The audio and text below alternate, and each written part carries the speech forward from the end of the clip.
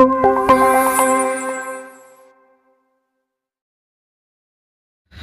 जब हम देखते हैं कि यीशु मसीह तब हमारे लिए मरा जब हम पापी थे, तो ये उसका अनुग्रह और ये उसकी कृपा है कि उसने हमारे कामों को नहीं देखा कि ये व्यक्ति कितना बुरा है, कितना अच्छा है, परंतु उसने हमारे लिए अपने प्राण दे दिए। उसके बाद वो कहता है, देख अब मैं देखता हूं।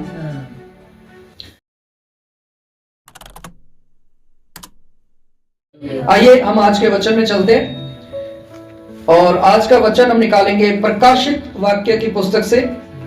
प्रकाशित वाक्य उसका 22 अध्याय, उसका हम पढ़ेंगे 12 वचन। देख मैं शीघ्र आने वाला हूँ, देख मैं जल्दी ही आने वाला हूँ और हर एक के काम के अनुसार बदला लेने के या बदला देने के लिए प्रतिफल मेरे पास है। बस देख मैं बहुत ही जल्दी आने वाला हूं और हर एक को उसके काम के प्रति बदला देने के लिए, प्रतिफल देने के लिए मेरे पास है। Hallelujah, hallelujah. मेरे पीछे बोलिए, परमेश्वर के हाथों में मेरे कामों के प्रति प्रतिफल है। Hallelujah, hallelujah. प्रभु के हाथों में हर एक काम के लिए प्रतिफल सुरक्षित है। कई बार हम ये सोचते हैं कि परमेश्वर मुझे कुछ प्रतिफल देगा, मुझे कुछ बनाएगा या नहीं, मुझे कहीं चलाएगा, मुझे कहीं पहुंचाएगा, या मैं ऐसे ही स्ट्रगल्स में रहूंगा। Hallelujah, hallelujah. पर याद रहे, परमेश्वर के हाथों में आपके हर एक काम के प्रति जो है प्रतिफल है और सुरक्षित है। उसको कोई भी छीन नहीं सकता। परमेश्वर के आगे कोई भी काम जो है वह छिपा हुआ नहीं है। आप उस काम को अंधेरे में कर सकते हैं, आप उस काम को लोगों से छिपा कर सकते हैं, आप उस काम को समुद्रों पार जाके कर सकते हैं, आप उस काम को पाताल में जाके कीजिए या आसमान में चढ़ के करें। हर एक काम परमेश्वर के आगे खुला हुआ है। हालेलुया, कोई भी काम परमेश्वर से छिपा हुआ नहीं है। अगर आप 2 जन हैं, 4 जन हैं और एक रूम में बैठकर आप किसी की चुगली कर रहे हैं, निंदाएं कर रहे हैं, वो चीज भी परमेश्वर कान लगा के सुनता है। हालेलुया, पता है क्यों? क्योंकि वचन में ऐसा लिखा है कि जब 2 लोग, विश्वासी लोग, जब 2 लोग आपस में बात कर रहे होते हैं तो यीशु मसीह कान लगा के सुनता है कि वो लोग क्या बात कर रहे हैं।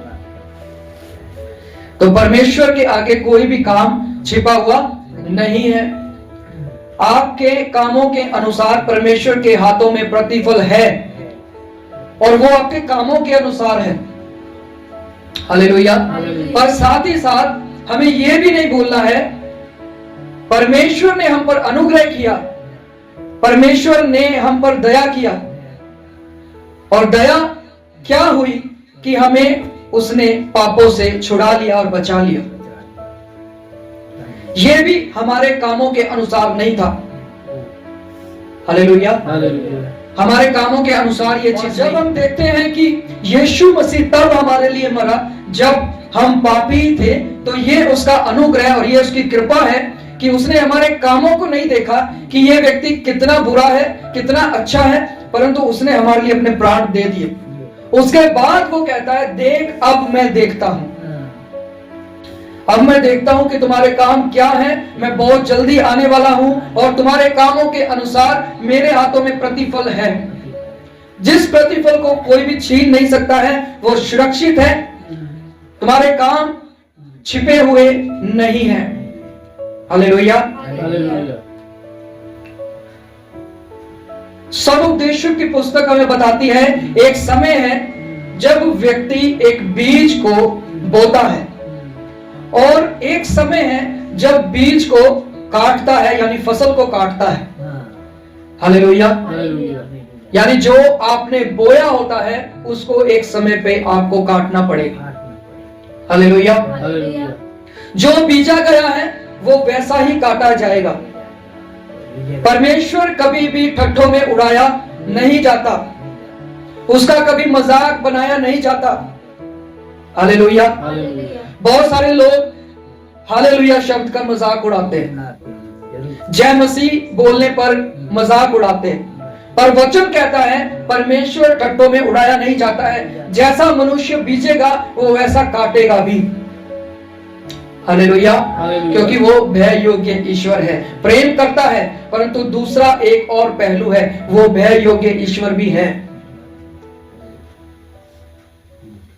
समझ पा रहे हैं? कई बार लोग जो है वो अपने ऊपर ना चाहते हुए भी बीमारियां ले आते हैं, और वो कैसे होता है? और वो होता है चिंता से, दुख से, स्ट्रेस के कारण। हालेलुया। हालेलुया। जब लोग ज्यादा चिंता लेने लगते हैं, जब दिमाग हम ज्यादा चलाने लगते हैं, हर बात को हम ज्यादा सोचने लगते हैं, ओवर थिंकर बन जाते हैं, तो आपके शरीर के जो हार्मोन्स होते हैं वो एक रिपोर्ट के मुताबिक बताते हैं कि आपके शरीर के जो हार्मोन्स होते हैं वो आपस में लड़ाई करना शुरू करते हैं। हालेलुया। हालेलुया। और जब आपस में वो लड़ना शुरू करते हैं तो वो शरीर में गड़बड़ियों का एक कारण बनते हैं। और जब शरीर में हार्मोन की जब गड़बड़ियां होती है तो कोई नई बीमारी जो है एक व्यक्ति के शरीर में पैदा होती है, जिसके बारे में फिर वो जानता नहीं है। हालेलुया। हालेलुया। और धीरे धीरे वो बीमारी बढ़ना शुरू होती है और बाहर आती है। हालेलुया। हालेलुया। इसलिए यीशु मसीह ने अपने वचन में कहा, तुम चिंता करके अपने बालों को ना काला कर सकते हो ना सफेद। जब तुम इतना सा काम नहीं कर सकते हो तो क्यों चिंता करते हो? हालेलुया। हालेलुया। लिखा है कल की चिंता कल खुद कर लेगा। और वहां पर चिंता के लिए या दुख के लिए एक अलग ट्रांसलेशन में बताया गया है कि वो आपकी दूसरी चिंता नहीं है, वहां पर लिखा गया है रिस्पॉन्सिबिलिटीज। जब आप अपनी रिस्पॉन्सिबिलिटीज के दुख में होकर अपने घर परिवार ऑफिस कामकाज इन सब के दुखों में होकर के अपने आप को उलझा लेते हैं, तो यीशु मसीह कहता है कल की चिंता खुद कर लेगा, आज के लिए आज ही का रिस्पॉन्सिबिलिटी बहुत है। हालेलुया। हालेलुया। तो बहुत सारे लोग अपने आप को ना चाहते हुए भी बीमार कर लेते हैं, कल क्या होगा। हालेलुया। हालेलुया। पहली चीज कल क्या होगा, दूसरी चीज लोग क्या कहेंगे, तीसरी चीज समाज क्या कहेगा। हालेलुया। हालेलुया। जब आप यीशु मसीह में नहीं थे तब आपने नहीं सोचा कल क्या होगा। जब आप यीशु मसीह में नहीं थे तब आपने नहीं सोचा लोग क्या कहेंगे। जब आप यीशु मसीह में नहीं थे तब आपने नहीं सोचा समाज क्या कहेगा। वो लोग, समाज और वो समय एक बार फिर से आपको याद करने की जरूरत है। एक था जिसने आपके लिए प्राण दिए, आपके लिए क्रूस उठाया, वो शुरू से लेकर अब तक आपको देखता आ रहा है और आपके अच्छे समय में, आपके बेस्ट समय में परमेश्वर ने आपको चुना। हमारे लिए किसी काम में देरी हो सकती है, पर परमेश्वर के लिए किसी भी काम में देरी नहीं है। हालेलुया। वो उसका बेस्ट समय होता है काम करने का। तो वचन के अनुसार जब हम देख रहे हैं कि परमेश्वर के हाथों में प्रतिफल है हर एक काम के प्रति, हम बीजेंगे वो हम काटेंगे भी। हालेलुया। हालेलुया। एक वचन में लिखा है पुराने नियम में कि आपका व्यवहार जो है वह आप ही के पास लौट आएगा। यह भी एक तरह का बीज है, जैसा आप बीजेंगे आप वैसा पाएंगे। हालेलुया। पर एक बात को, इन सब बातों में एक बात को याद रखें, परमेश्वर जो है वह विश्वास योग्य परमेश्वर है और वह आपके अंदर भी विश्वास योग्यता को देखना चाहता है। हालेलुया। हालेलुया। वह आपके अंदर एक ऐसे मनुष्य को, ऐसे व्यक्ति को देखना चाहता है जिसके विषय में परमेश्वर ने सोचा होगा कि मैं इसको इस्तेमाल करूंगा, मैं इसको ऊंचा करूंगा, जिसके विषय में बाइबल के हर एक आशीष के शब्द लिखे गए हैं। आप यकीन करिए, आपके लिए बाइबल भरी हुई है आशीषों और बरकतों को लेकर।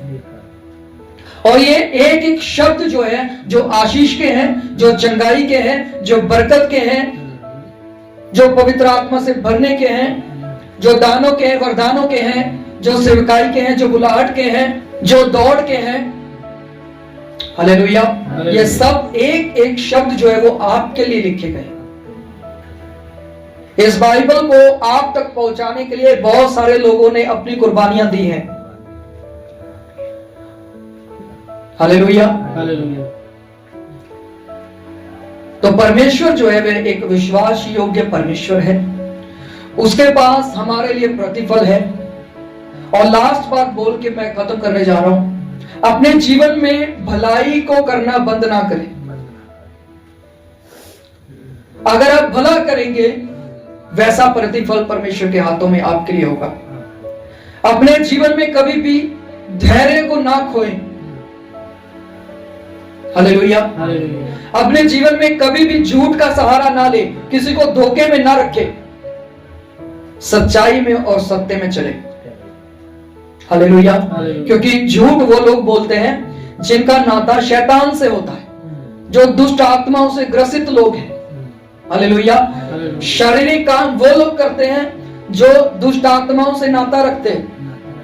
हालेलुया। जो शैतान और दुष्ट आत्माओं से समझौता कर लेते हैं, उनके भीतर, उनके लाइफ के अंदर आपको शारीरिक काम दिखाई देंगे, शैतानी काम दिखाई देंगे। झूठ, धोखा, फरेब, चुगली, निंदाएं और बहुत सारी ऐसी चीजें जिसके बारे में बाइबल कहती है। हालेलुया। वचन में लिखा है, अगर तुम आत्मिक हो, अगर तुम अपने आप को आत्मिक समझते हो, तो जो गिरा हुआ है उसको उठाओ, परंतु अपनी भी चौकसी रखो। तो हमें भी अपनी चौकसी रखनी है अगर हम दूसरे किसी को उठा रहे हैं तो। पर याद रहे, हमें भी प्रतिदिन उठने की जरूरत है। हमें एक जगह आकर रुक नहीं जाना है। हालेलुया। हर एक काम जो आप कर रहे हैं वो प्रभु की प्रसन्नता के लिए करें, उसकी खुशी के लिए करें। इसलिए बाइबल कहती है, हर काम, वो कुछ भी हो, मनुष्य के लिए नहीं, ये समझ के करो कि हम परमेश्वर के लिए करते हैं। हालेलुया। अगर आप घर में खाना बना रहे ना, तो आप ये सोच के बनाएं कि मैं किसी और के लिए नहीं, मैं मेरे परमेश्वर को खुश करने के लिए कर रहा हूं या कर रही हूं। हालेलुया। अगर आप अपना घर बना रहे हैं, तो आप सोचिए कि मैं सबसे पहला स्थान परमेश्वर को देता हूं या देती हूं, मैं उसके लिए कर रहा हूं। हालेलुया। समझ पा रहे हैं? आप सेवा कर रहे हैं, आप सुसमाचार प्रचार कर रहे हैं, आप पवित्रताई में चल रहे हैं, अपने आप को शुद्धता में ला रहे हैं। हर चीज में परमेश्वर को आगे रखें और सोचें कि मैं जो भी कुछ कर रहा हूं वो मैं परमेश्वर के लिए करता हूं या करती हूं। हालेलुया। तो उसकी खुशी के लिए सब कुछ करें, क्योंकि उसके बाद इस पृथ्वी पर, इस संसार में कोई भी ऐसा नहीं है जो परमानेंट है। हालेलुया। एक ऐसा समय है जब हर किसी को जाना है। उसके बाद का अर्थ है जब हम यहां से जाएंगे, या जब यीशु मसीह बादलों पर अपनी कलीसिया को लेने के लिए आएगा, तो उसके बाद उसके पास प्रतिफल है। और वो ही प्रतिफल सच्चा है, आखिरी है, अनंत काल तक का है। हालेलुया। यीशु मसीह के पास जो प्रतिफल है वो सच्चा है, आखिरी है और अनंत काल तक का है। हालेलुया। समझ पा रहे? इस बात को अपनी लाइफ में हमेशा याद रखें।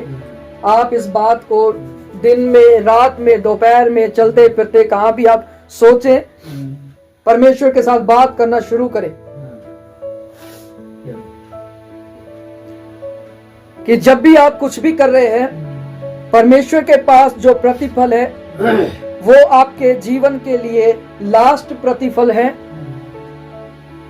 और अनंत काल के समय के लिए है, और वही प्रतिफल आपके हाथों में बना रहेगा। हालेलुया। हालेलुया। इसीलिए पुराना नियम की किताब में लिखा है, मैंने तुम्हारे सामने आशीष और श्राप, जीवन और मौत दोनों रखे हैं। चुनने का अधिकार आपको दिया गया है, पर फिर भी परमेश्वर कहता है मैं चाहता हूं तुम जीवन ही को चुनो, मैं चाहता हूं तुम आशीष ही को चुनो।